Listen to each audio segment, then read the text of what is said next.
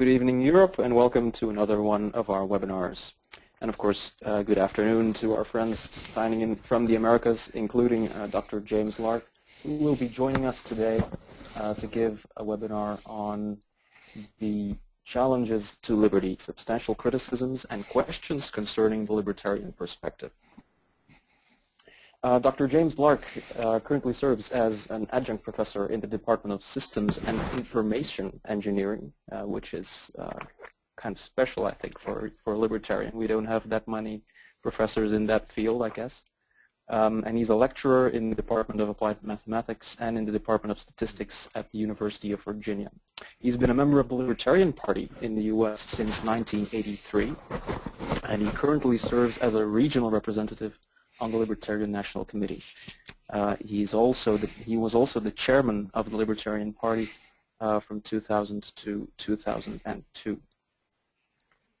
Dr. Lark gave this talk actually at the ESFLC in March. Maybe some of you have seen it before, and it was a big success actually, and now he's going to present it once again. During this talk, you'll be able to type in questions under the question tab, and afterwards I will be able to read those out, and Dr. Lark will be answering those. So without further ado, I give you Dr. James Lark. Thank you very much, Nick. Again, I'm very appreciative of the invitation to present the webinar. As with my talk in Leuven, I'd like to dedicate this webinar to the memory of my father, James W. Lark, Jr. He passed away shortly before I spoke in Leuven, and I dedicated that presentation to his memory, and I'd like to do the same thing for this webinar. Again, thank you very much for your invitation, and I hope the attendees will enjoy the show. What I'll do is I'm going to give a little bit of information about me. I'll make a couple of general comments about improving the ability of liberty-oriented activists to promote the ideas of liberty. Then I'll go into a discussion of some substantive challenges to the libertarian perspective, and then I'll entertain questions and comments from you. As mentioned, I'm actually a professor in the Department of Statistics and the Department of Systems and Information Engineering at the University of Virginia. I've been a visiting scholar, visiting schmuck at a couple of fairly good research organizations, in particular the Center for Study of Public Choice when it was still at Virginia Tech. I was a visiting fellow at the Center for Research in Government Policy and Business at the University of Rochester. I've been involved in outreach to college students for many years. I have the honor of serving on the Board of Advisors of Students for Liberty. I also chair the Board of Directors of Advocates for Self-Government, and I'm on the Board of Directors of the Society for Individual Liberty. As mentioned, I do have some passing association with the Libertarian Party. I had the honor of chairing the Libertarian Party during the 2000-2002 term. They couldn't find anyone good, so they got stuck with me. I have received some very nice awards from the Libertarian Party, and frankly, I'm very proud of those awards. The general comments I would like to make to you about selling the product, there are a couple of things that I think are extremely important. I hope that you'll think that these are remarkably obvious, but some libertarians don't seem to observe them. We have to observe the highest standards of intellectual integrity. One thing I've noticed, some libertarians, frankly, are perfectly capable of showing an extraordinary degree of intellectual sloppiness. I just don't think that's appropriate. I think if we want people to take our ideas of liberty coupled with personal responsibility seriously, we have to set for ourselves the highest standards of intellectual integrity. Also, we must treat people with courtesy and respect. Some libertarians seem to think that the nastier you are, that shows an increased degree of fidelity to libertarian principles. My strong feeling is if you treat people with courtesy and respect, if you listen to their questions, many people have very reasonable questions about how a libertarian society would work. If you treat people the right way with courtesy and respect, they'll usually listen to you, and I think you'll be in a much better position, if nothing else, to clear away misconceptions they have about the libertarian perspective. The purpose of my webinar this afternoon for me, evening for you, is to consider some challenges that I consider truly substantive regarding the libertarian perspective. And I'm going to deal with some of the issues that I think are particularly useful for us to consider. I believe we have to look at these challenges, we have to evaluate them seriously, because people in many cases will have reasonable questions about how will a libertarian society work, and these questions, these challenges, are part and parcel of how they want to evaluate our system. Please note that the challenges that I'm going to refer to, pretty much all of them apply to many of the other philosophical systems. Indeed, many of the criticisms that can be made about societies based on libertarian principles can also be applied, and applied even more strongly, to advocates and the system, other philosophical systems. So the fact that reasonable criticisms can be offered to the libertarian perspective does not mean that we should abandon the libertarian perspective. Indeed, many of the criticisms that can be offered of a libertarian society, a likely libertarian society, apply even more strongly to other philosophical systems.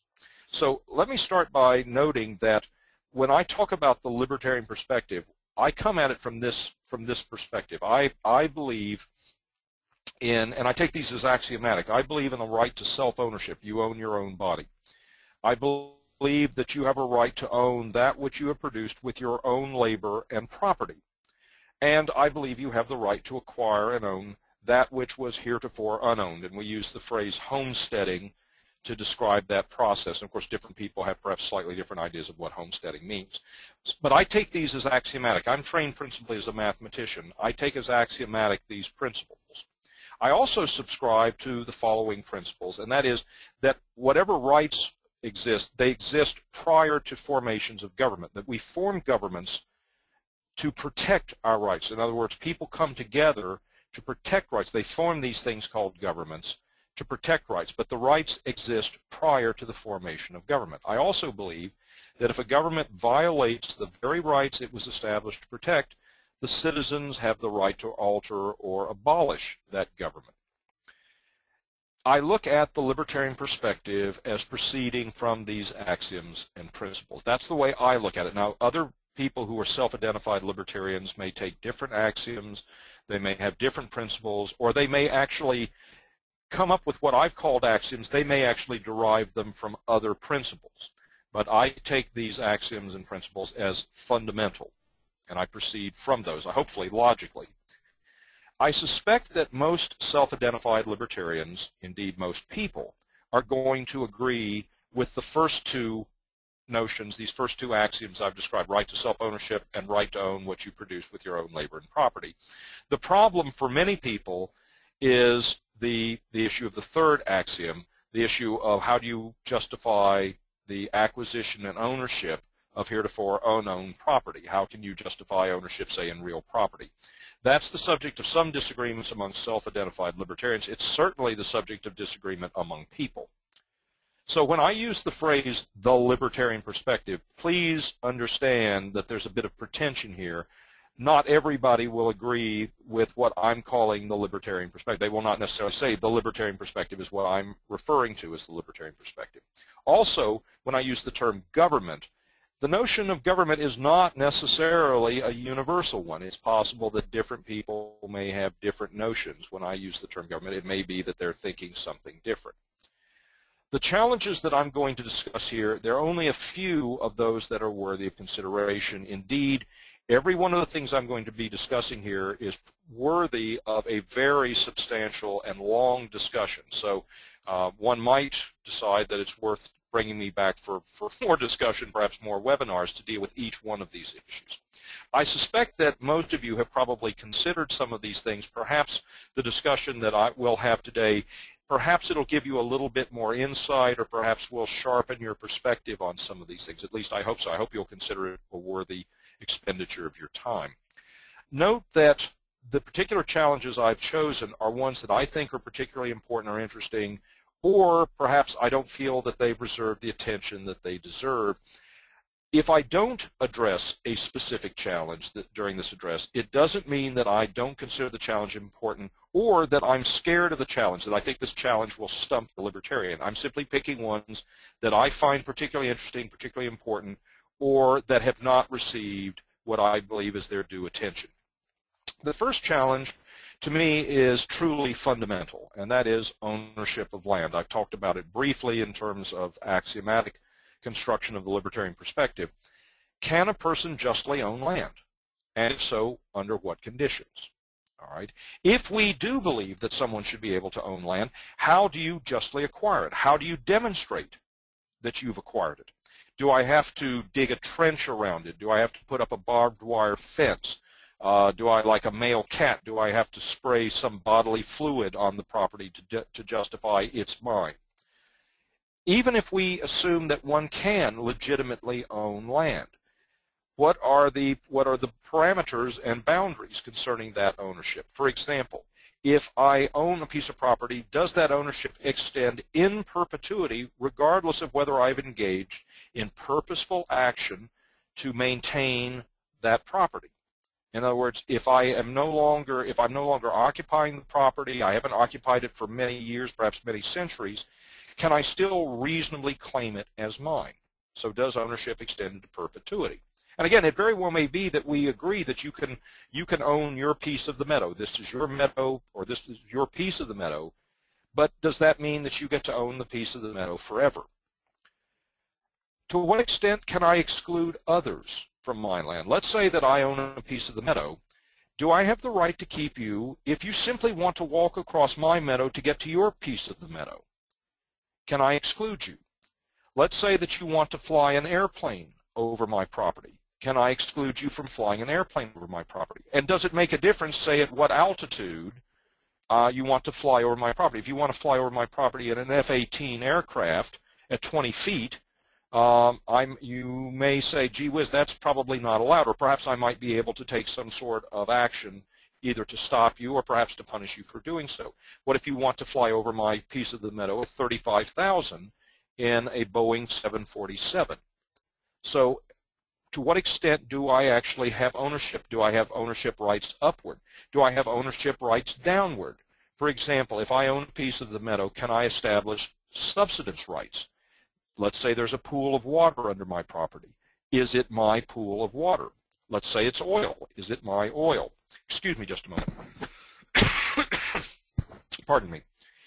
Let's say that I have a pool of water, and that pool of water lies not only under my property, but the property of my neighbors. Do I have the right to basically extract as much water or as much oil as possible from my well? Indeed, do I establish ownership by virtue of the extraction? Or do I have ownership in some sort of pool, and there ought to be some sort of pro rata notion? In other words, that if my land extends over 3/4 of the pool and another person's land extends over 1/4, do I get 3/4? How do we determine the particulars of subsidence rights? Libertarians who may agree that we can subdivide the meadow may have very different views as to what the legitimate ownership of subsidence rights happens to be.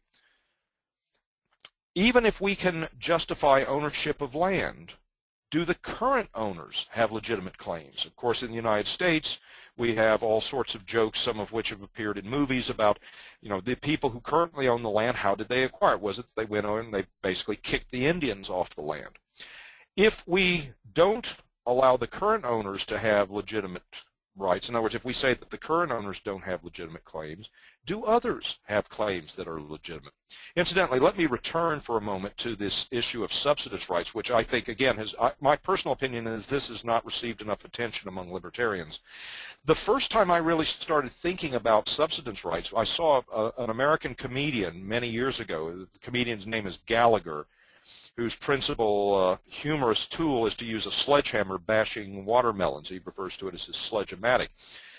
Back in the late 1970s, when the United States was going through the second OPEC oil embargo, when various states imposed restrictions on when you could get gasoline for your car, the comedian Gallagher posed the question, what is it that makes the Saudi Arabians' oil the property of the Saudi Arabians? Why don't we in the United States drill a big hole under Saudi Arabia and suck the oil out from under their property?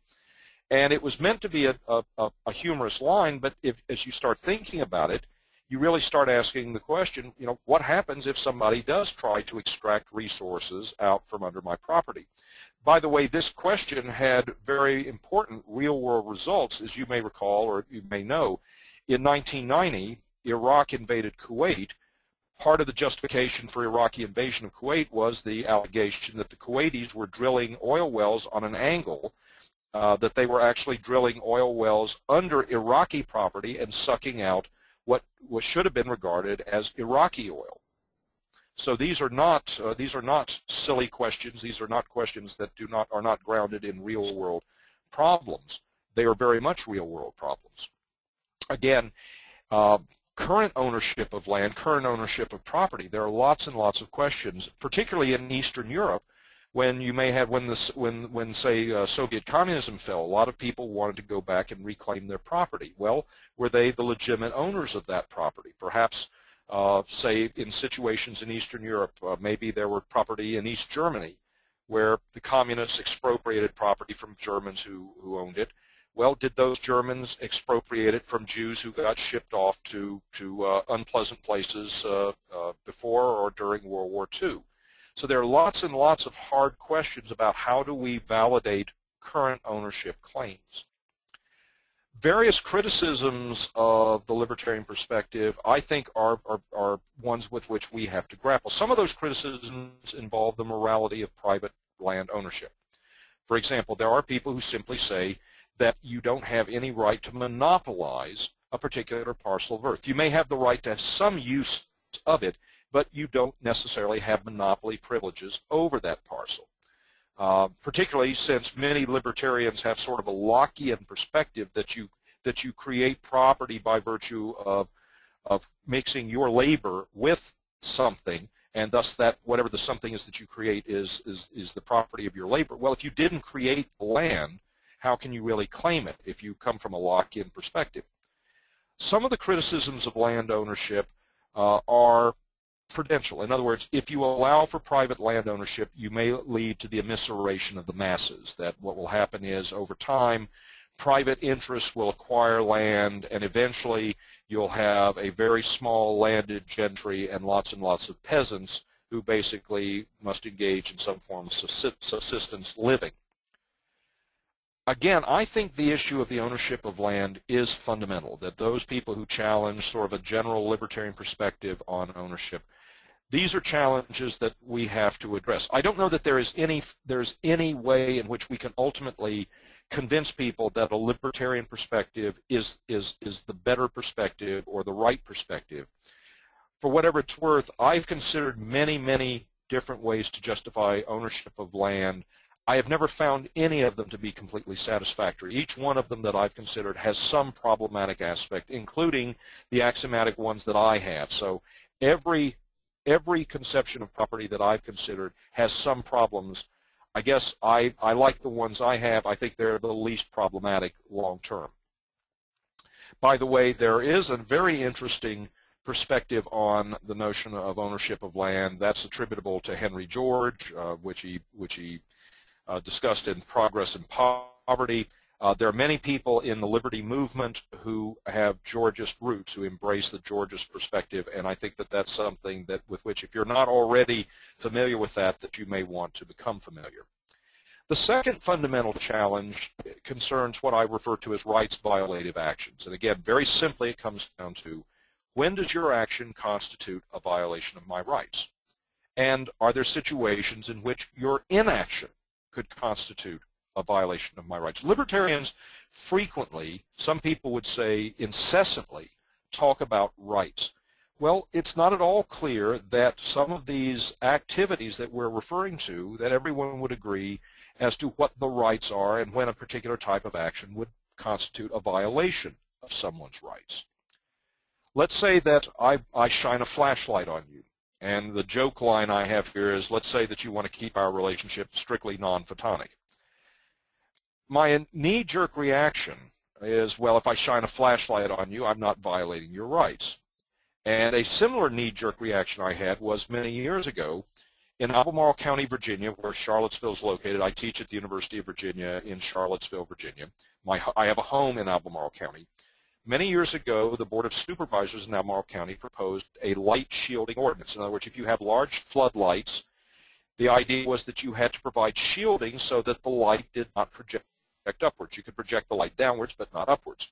And the argument was that we have an observatory in Albemarle County, that you can have light pollution. Similarly, those of us who live out in the countryside, Having lots and lots of lights in the city of Charlottesville means that we have a bit of light pollution. Now, my immediate knee-jerk reaction was, this is another example of the Board of Supervisors in Albemarle County trying to do something silly. However, as I thought about it more and more, I realized that there's actually a pretty serious issue concerning property rights in this issue. And if I am shining an incredibly bright light, perhaps a light that will always turn night into day, that perhaps I don't necessarily have the right to do that. That by virtue of shining a light on someone, that it very well may be, even if it's something that doesn't necessarily blind you, that there may actually be some sort of rights violative action. At least I think there's something to discuss here.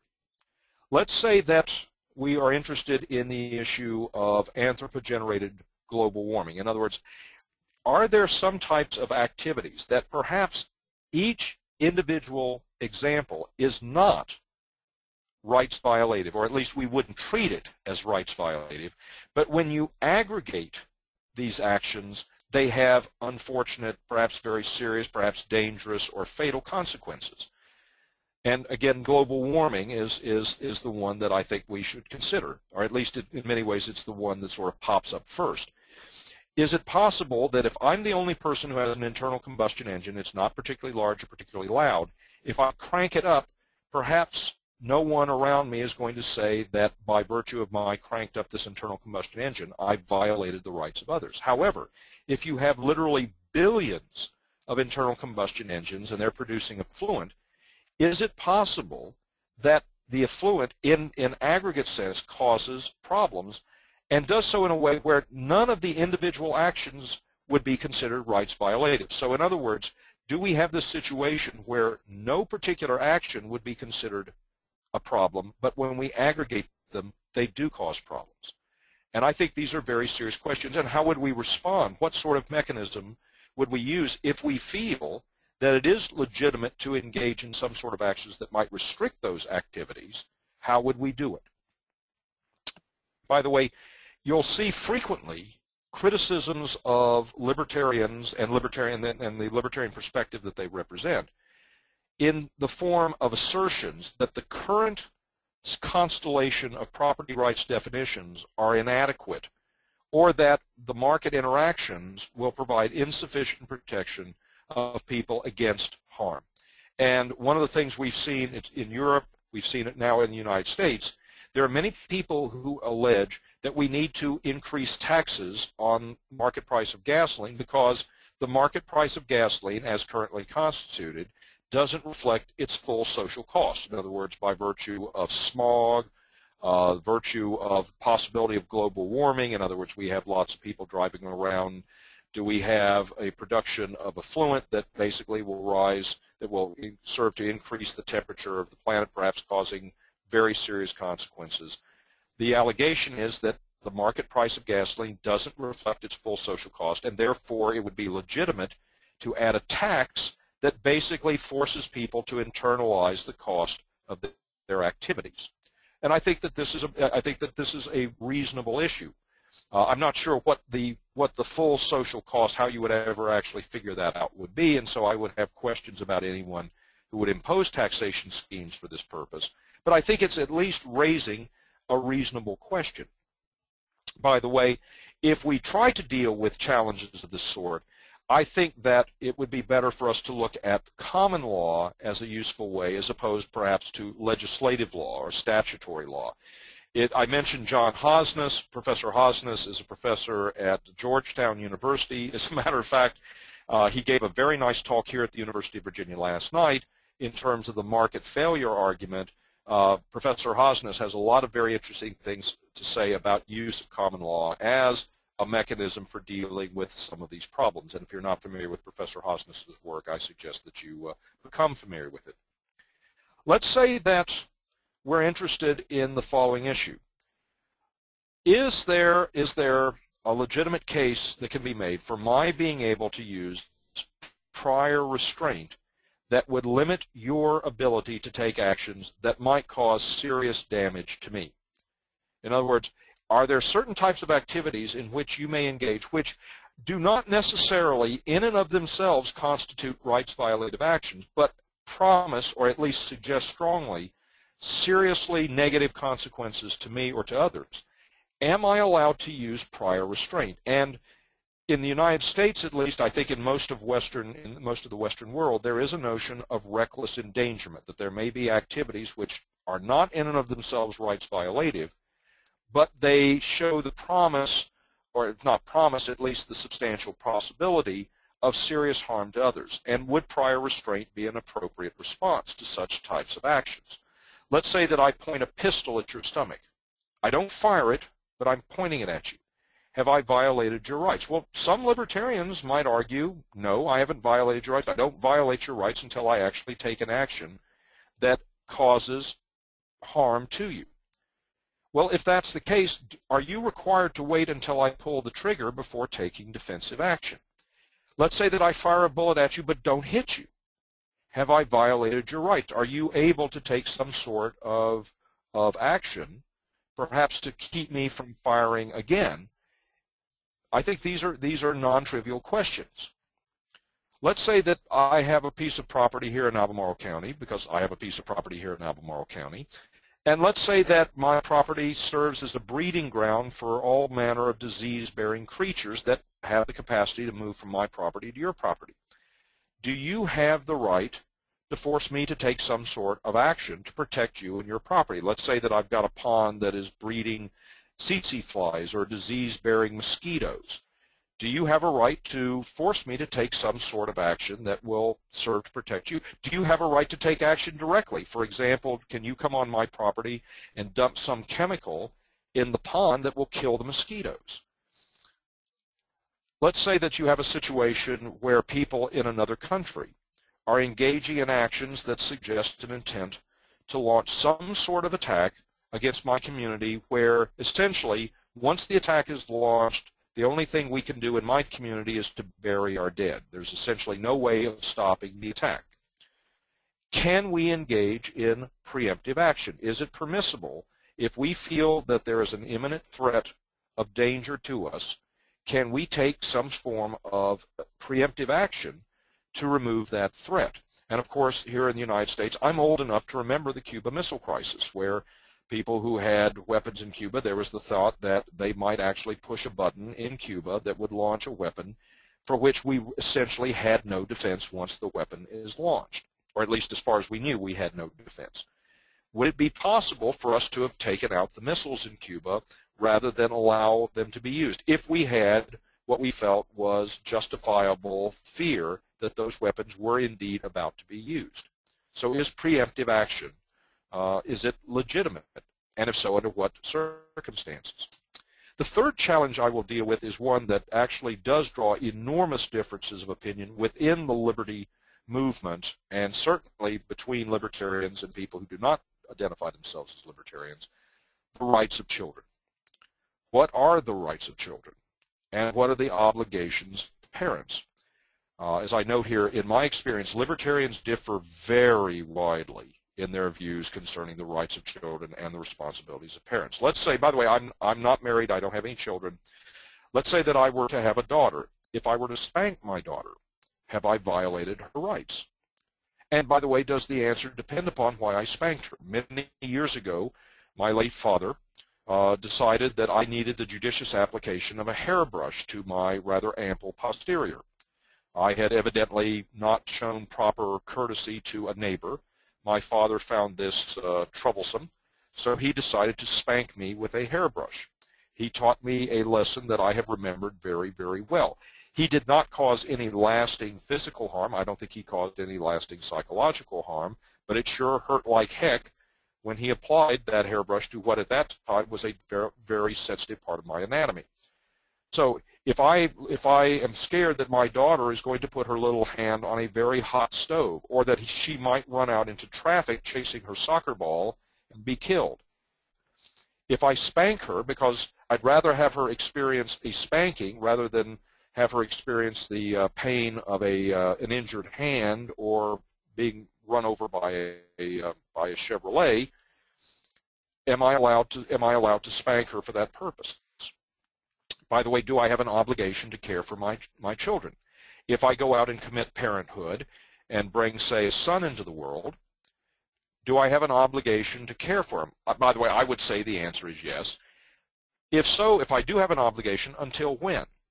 Is there a cutoff age where I can say, okay, son, it's time for you to go forth and make your way into the world? Or do I have some obligation in perpetuity?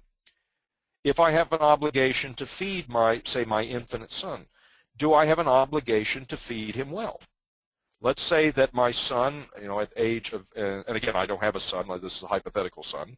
Let's say that my favorite foodstuffs are chocolate soda and French fries.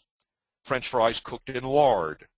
Now, some people would love to have chocolate soda and French fries cooked in lard all the time. I'm not sure that that's the best diet for a young son. So am I somehow violating my son's rights, or if I'm failing in my obligations to make sure my son has what would be considered a reasonably balanced diet?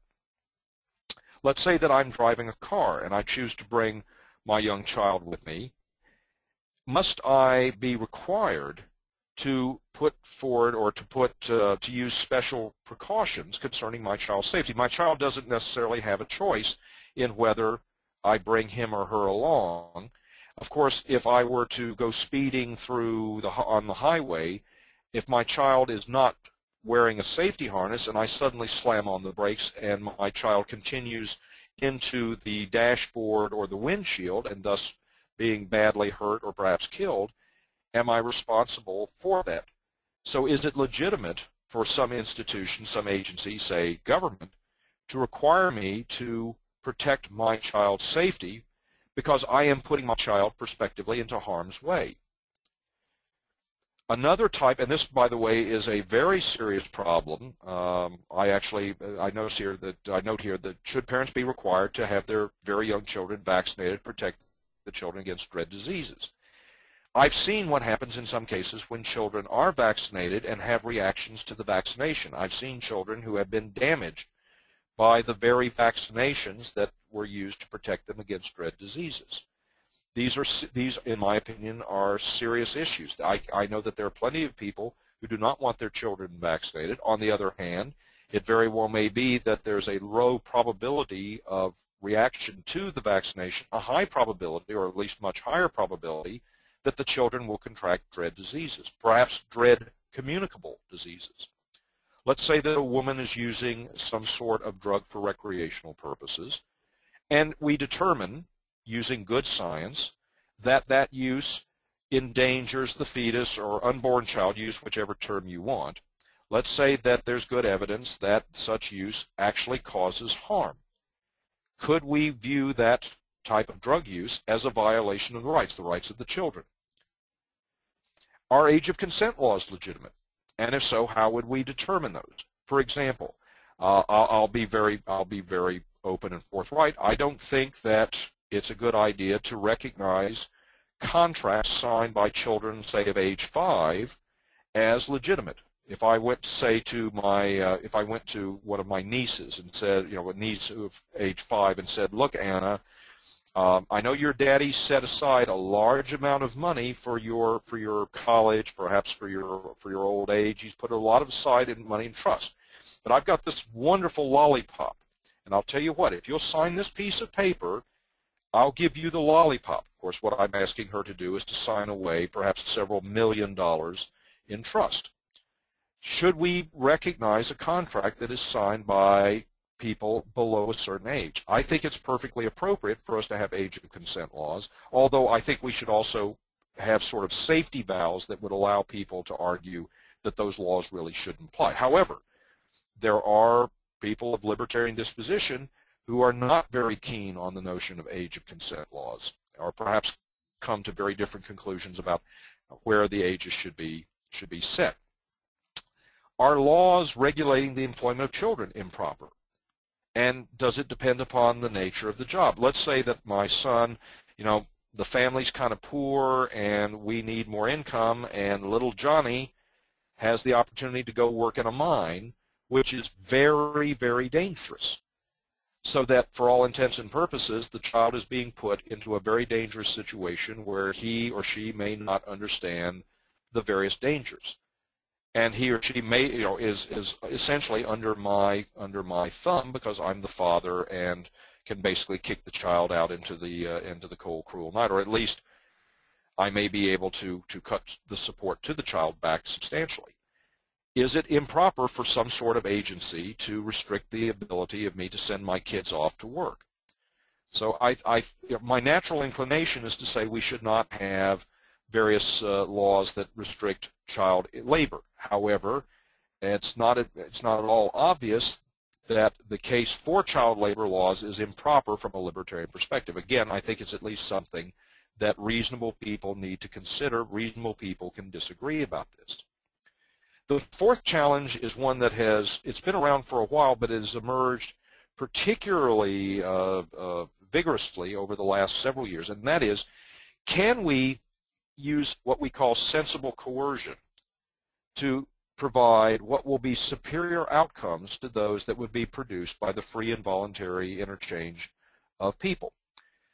And I give this sort of a that is, can forcing everyone to take a particular action, can it produce an outcome that each participant would agree would be better than the outcome that would have emerged absent the coercion?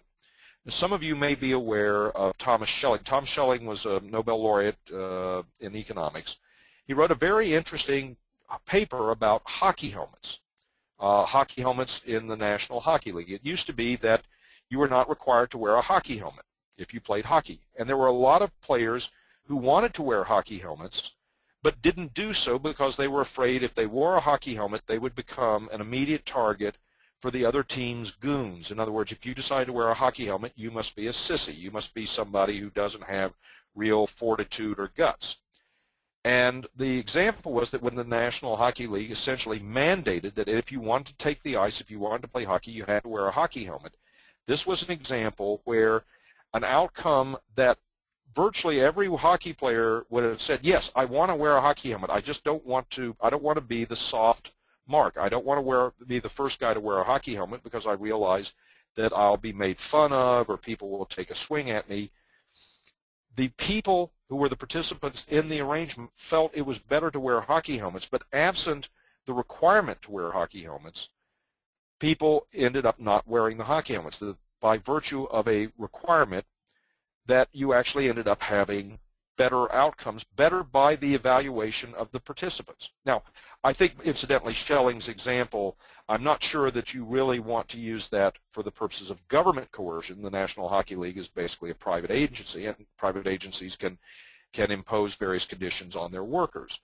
But I think that there's something here that we should at least consider. Is it possible for you to force people, for example, to save for their old age? And would you end up producing better outcomes than market arrangements would produce? Okay.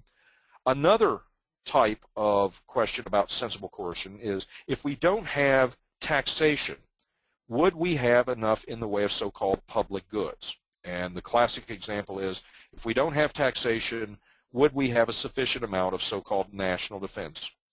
And of course, I think it's useful to have the definition of the public good here. The classic definition of the public good is that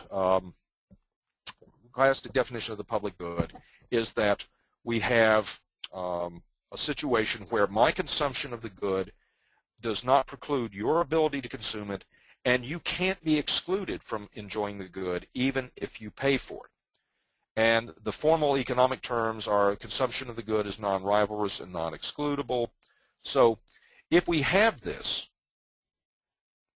are we in a situation, are there going to be situations where we would not get sufficient quantities of public goods? Now, by the way, there are various issues concerning public goods that I think the classic definition of public goods is not very well thought through. However, I think that those of us of libertarian disposition need to be able to at least address those questions, because people who are asking those questions, they're asking in many cases very reasonably, if you didn't have some sort of taxation system, would you have free riders, in which case you would not have the proper degree of provision of the public good? Now, of course, I don't know that we can ever determine whether we have sufficient provision of, say, national defense until we see that we don't by virtue of attack or the like. Another area where people look at public goods issues and whether or not sensible coercion can be involves markets that have substantial informational asymmetries. Do we have, for example, in the case of lemon markets, used cars, the person who owns the used car may have very, very good information about what's wrong with the used cars. People who are buying the used cars have far less information. Is it possible for us to have some sort of mechanism, some sort of law or regulation that would basically actually allow for more market interactions, because people perhaps might be more inclined to buy used cars if they were fully informed of what the potential problems with the used cars would be? And George Akerlof, who was again another Nobel laureate, he wrote a paper on the market for lemons, used cars that have defectives, suggesting that perhaps some sort of regulation in markets where you have huge informational asymmetries, that this might be appropriate. So I think that these are issues that we should consider. And then finally, the so-called nudge phenomenon. Richard Thaler and Cass Sunstein have written a book entitled Nudge, where they suggest that perhaps by virtue of judicious use of governmental power, we can actually bring about better outcomes. And I mentioned, for example, forcing people to set money aside for their own pensions. If we insist that people have to provide for their old age, are we actually going to end up with better outcomes? By forcing people to do the sensible thing, do we ultimately end up with better outcomes than markets would provide? Of course, you have to have an idea of what it means to have better outcomes. It very well may be that in some sense you perhaps have fewer people in situations of poverty if you engage in nudgings, but again, you violate certain moral precepts that we happen to hold near and dear. So you have to define what you mean by improved situation. But I think that these questions raised by Cass Sunstein and Richard Thaler, these are questions that we need to consider. As I note here, it may be difficult to prove anything. One of the things about government actions, to the extent they're good, those good results may be observable, whereas the bad results are not observable or may not be realized immediately. So I think that when people start talking about using nudging, you have to be very careful on purely theoretical grounds, because it may be very difficult to figure out what you actually mean by improved results. Also, you may have the asymmetry between the fact that the good results may be observable, the bad results, which may be much greater in aggregate, may be less observable or perhaps not observable near term. So with that, what I will do is I'll mention some references I have. I mentioned George Akerlof in his Lemons Markets paper. Again, he ended up winning a Nobel Prize. Henry George and his Progress in Poverty. John Locke's Second Treatise of Government. Tom Schelling's article, which I think is an excellent article, on hockey helmets, concealed weapons, and daylight savings, a study of binary choices with externalities. I think a very good paper. Again, Tom Schelling was Nobel laureate. And then Thaler and Sunstein's book on nudging. I think that this is something that is worthy of your attention. So with that, thank you very much for taking the time and trouble to participate in this conference, this webinar. Please, if I can be of assistance to you, my email address is jwlark@virginia.edu. Please don't hesitate to contact me. If you like this webinar, you think that this was helpful, I've got an ego. I like to hear such things. Please let me know if you think it was a dreadfully bad webinar and that I should quit wasting people's time. I'd like to know that as well. It might cause me to cry myself to sleep, but I would still like to know about it. So with that, thank you very much for taking the time and trouble. And so let's get on to questions, comments, and perhaps arguments. Thank you very much, Dr. Lark. We already have one question from Carlo, who asks, what are the advantages and disadvantages of libertarian paternalism? What are the advantages and disadvantages of libertarian paternalism? Well, again, I'm not sure that they exist. Those who argue in favor of libertarian paternalism is that there very well may be programs where we can essentially force people to do what they ought to be doing anyway. I think there's a general conception among most people that it's a good idea to put money aside for your old age. I mean, I dare say most libertarians would say that as you go through life, you realize that life can kick you up the backside really hard. It's a good idea to provide for your old age, to provide, for example, against hurricanes or earthquakes, bad weather, in other words, to engage in the purchase of insurance or perhaps to self-insure. So there are certain things that it's a good idea to do. Those who argue in favor of libertarian paternalism, they suggest that perhaps we can use government mechanisms. In some cases, they might be subsidies, where we essentially encourage people by virtue of giving them a tax break, for example, to buy certain types of insurance, or we give them tax breaks to engage in certain types of actions. Maybe we give them a tax break if they exercise or eat their vegetables. The idea is that we can use government actions in some cases, hopefully as lightly as possible. This is one of the things that Sunstein and Thaler have tried to make the point. They don't want to use heavy-handed government coercion. They want whatever government action is used to be as unobtrusive and as, you know, they want to find the least unpleasant ways of motivating people. And again, it could be financial rewards in various cases, perhaps by cutting taxes. They want to find ways to incentivize people to do something that will ultimately be to the benefit of those people who are being incentivized. And I think that this is, I think it's something that we libertarians need to take it seriously, because I think it will have a lot of appeal to non-libertarians. The idea is that we can use, say, a small level of coercion to produce markedly better results. If, for example, everybody saves for his own old age relief, the quote need unquote for a Social Security system is going to go way down. At the very least, we could reduce substantially the cost of such a system. So the arguments of those libertarian paternalists is that we can get you a better society at much lower cost than what we're now paying. And in some cases, the arguments they present are essentially prudential arguments. In other words, whether or not you can actually reduce the cost of, say, a Social Security system by doing this, I'm not sure, but at least it strikes me as a reasonable question put forward by people who have interesting ways of looking at things. And I think we of libertarian disposition, we need to take those into account. Now, the downside, of course, is government, in my opinion, is not there to make you eat your vegetables. It's not there to encourage you to be virtuous. It's there to protect your rights. When governments go beyond the limited, narrow function of protecting rights, they're going beyond what I consider to be their proper role. So for me, there's a very strong moral issue.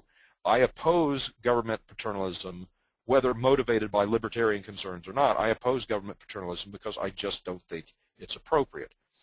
But many people, as I suspect the attendees of this will know, many people, or at least suspect, many people do not share my libertarian perspective. In fact, I dare say most people don't share my libertarian perspective.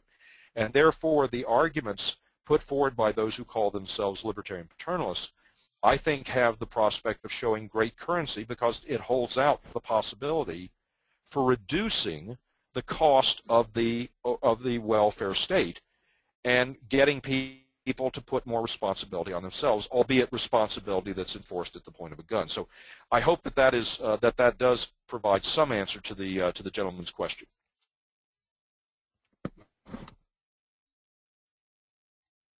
Okay, thank you. Next question is from Allard. How would you respond to libertarians who take the simplistic stance on challenges that you've just mentioned by saying that all government action is by definition undesirable because it requires government? Well, in that case, both questions are excellent questions. This question, there's a certain sense in which people who object to an institution called government, then, I mean, there's really no point in having the discussion. They would just simply say anything that we're referring to as government, if it has any power at all, it's illegitimate. There's you know, what's the point in discussing? And if you happen to come forward with that perspective, then it's not clear that there's really going to be much in the way of a discussion between that person and somebody who does not embrace libertarian principles. I guess we could go into a fairly long discourse on the issue about what actually constitutes government and what doesn't. If governments, from my perspective, are properly formed, in other words, if the polity is defined essentially by consent, if government is like a great big club, and there's a double entendre there. When I say government is like a club, I don't mean like a great big stick. I mean if government, if membership in the society, if the polity is defined by voluntary consent, and you literally have a social contract, say call it a constitution, then it seems to me that that is perfect. You may call the mechanism that basically enforces rights, protects rights, you may call that government, but it is the outgrowth of something that I think emerges from a libertarian perspective. And so in that sense, I believe that you can have a, quote, libertarian government. Now, if you believe that anything that we call government, any mechanism that we call government is illegitimate, then I'm not sure that there's much to debate or discuss. People who don't share that libertarian perspective are probably not going to find the discussion very fruitful. What I'm interested in doing, if somebody comes to me and says, all right, look, we want to use government for this purpose, the question I always ask is, all right, does this purpose involve protection of rights? And if what you're suggesting for government does not involve essentially the protection of rights, then I think that what government is doing is illegitimate. So I guess I look at the institution of government as, first of all, how was it formed? In other words, did it arise out of what I consider to be libertarian moral principles? And is its action, or the activities that it's undertaking, do they comport with what I consider to be good libertarian principles? So in that case, I would say that if government arose out of what I would consider to be a libertarian perspective, and if the government is engaging in activities that I feel protect rights, then it's okay with me. Again, there are other people who perhaps have a very different perspective about what government is, and therefore we would have to we'd have to look at the specifics before I think I could come up with a useful way of perhaps explaining to them why I think that they might want to explain things in a different way. I don't know if that answers quite clearly the question that's been put.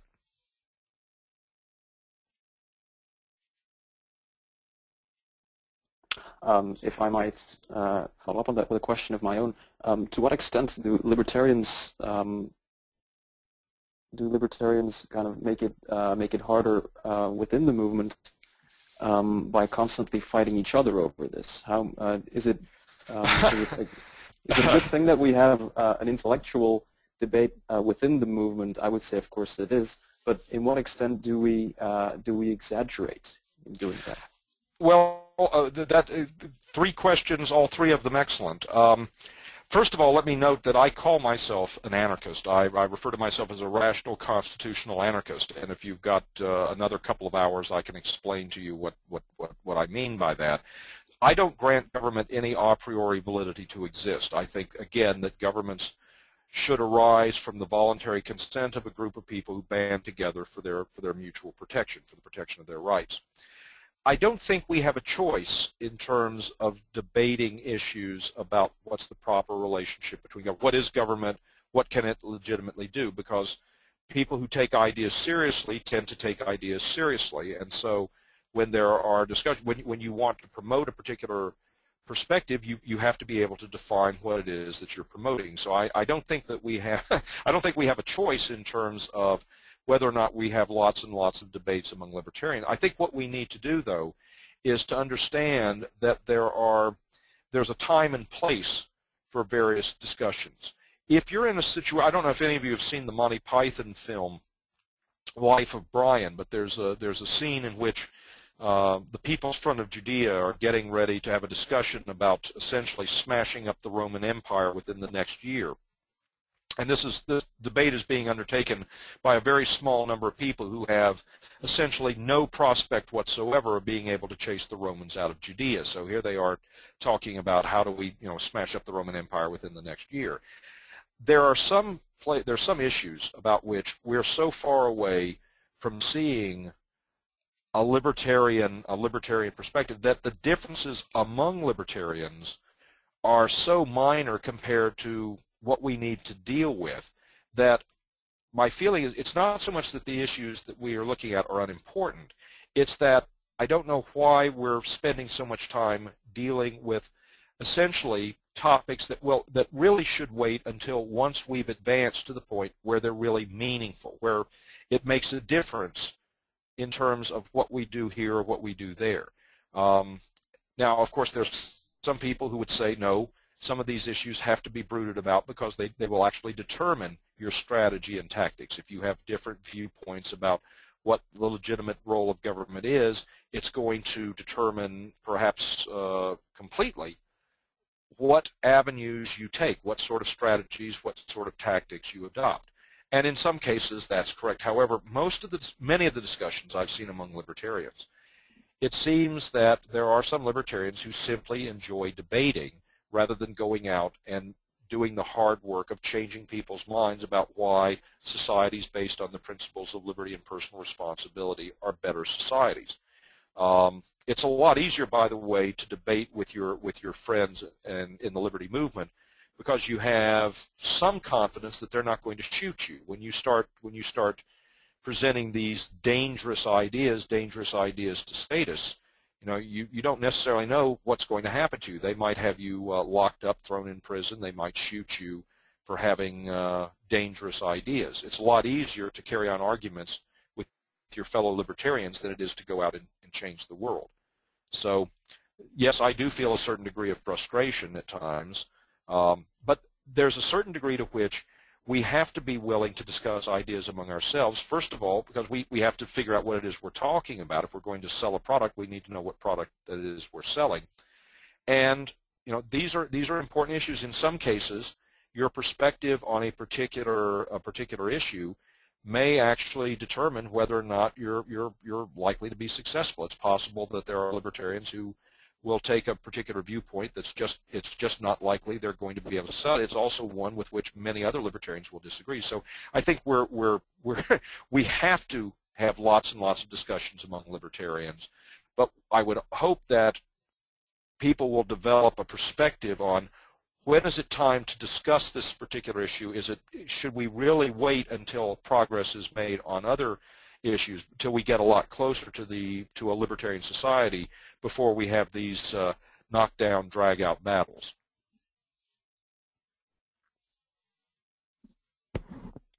Okay, thank you very much, Dr. Lark.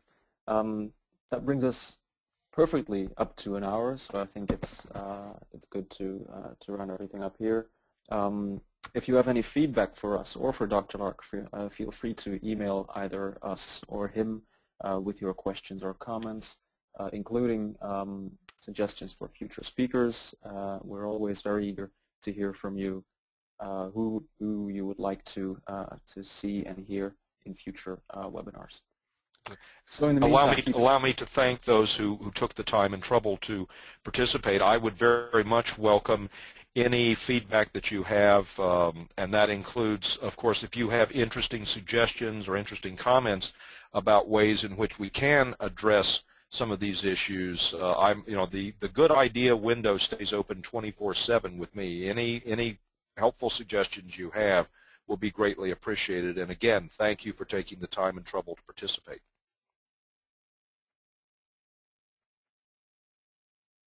And thank you, Dr. Lark, for taking the time to give us this lecture. You're quite welcome. So Take care. In the meantime, keep an eye. Thank you. So in the meantime, keep an eye on all our outlets, our website, Facebook, Twitter, to catch up on our future events. And I would also like to remember you of the applications for our local coordinator program that have been opened recently. If you're interested in joining SFL as a local coordinator, that means helping groups within your country, within your region, organizing events, helping out at our events, and spreading the message in your region, then check that out on our Facebook page or on the website. Or if you know people who might be interested in helping us out spreading liberty, then feel free to forward it to them as well. So in the meantime, Take care, everyone. Thanks very much for listening in, and see you at a next event. Goodbye, everyone.